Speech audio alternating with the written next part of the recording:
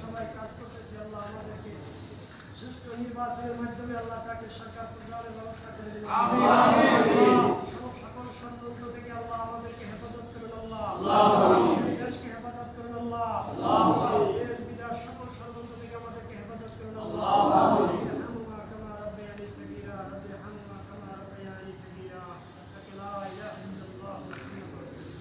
Peer পদ্ধতি সব জল চাচ্ছে তা না। পিয়ার পদ্ধতি বাংলাদেশে একটা নতুন একটা কালচার। এই কালচারটা গত 53 বছর বয়সে বাংলাদেশের মানুষ ভোটের প্র্যাকটিস করেনি বা অভিজ্ঞতা নেই, এবং এই পিয়ার পদ্ধতি অনেক ডিমেরিটসের কথা আমরা বিভিন্ন টক শো টেলিভিশন মাধ্যমে বিএনপি বলেছে।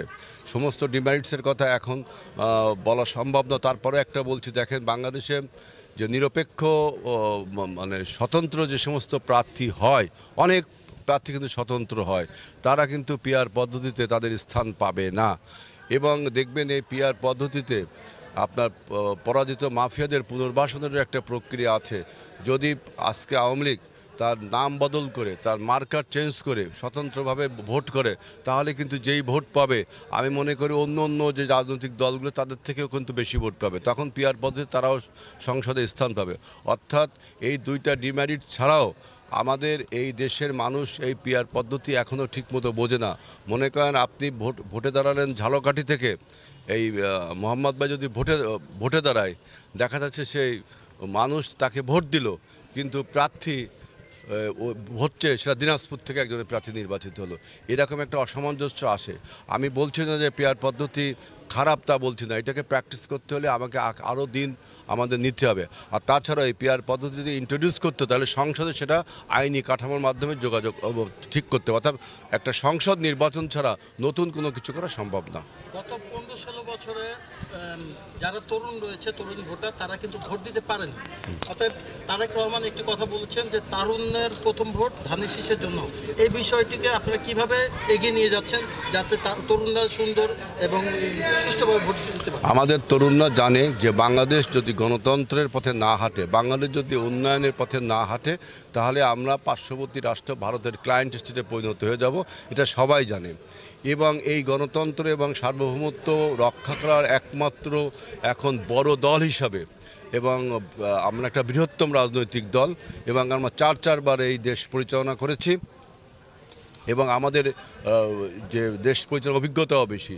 সুতরাং আগামীতে সুষ্ঠু সুন্দর নির্বাচনের মাধ্যমে যদি বিএনপি ক্ষমতায় আসে, তরুণদের ভোটের মাধ্যমেই ক্ষমতায় আসবে, তাহলে সেই পার্টিকে যদি আপনি সক্রিয়ভাবে কাজ না করে, অর্থাৎ বিএনপির যদি আগামী সংসদ নির্বাচনে বিএনপি নির্বাচিত হওয়ার পর যেই সরকারটা গঠন করবে, সেই সরকার যদি ফেল করে, তাহলে কিন্তু মনে করতে হবে বাংলাদেশ ফেল করে গেল।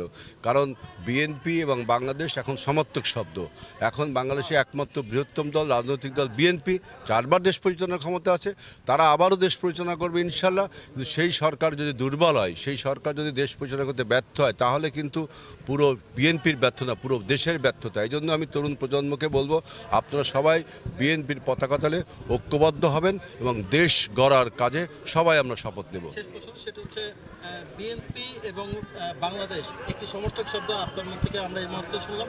সেই হিসেবে বলবো সাধারণ জনগণের জন্য, পুরো দেশবাসীর জন্য কী বার্তা থাকবে আপনার পক্ষে? আমাদের পুরো দেশবাসীর কাছে আহ্বান হলো যে আপনারা সবাই শান্তি শৃঙ্খলাভাবে আপনার বর্তমান যে অন্তর্বর্তীকালীন সরকার যে নির্বাচনের রোড ম্যাপ দিয়েছে, সেই নির্বাচনের আচরণবিধির উপরে সম্মান জানিয়ে এবং পরাজিত ফ্যাসিবাদকে আরেকবার চূড়ান্তভাবে লাল কার্ড দেখানোর জন্য, এবং বাংলাদেশের স্বাধীনতা সার্বভৌমত্বের যারা শত্রু, যারা 71 সাল থেকে এই পর্যন্ত বাংলাদেশের স্বাধীনতা সার্বভৌমত্বের বিপক্ষে কথা বলেছে, তাদের সবাইকে চিহ্নিত করে আপনারা ধানের শীষের পক্ষে থাকবেন, বাংলাদেশের স্বাধীনতা সার্বভৌমত্ব এবং 24-এর গণ অভ্যুত্থানের চেতনাকে উজ্জীবিত করবার জন্য।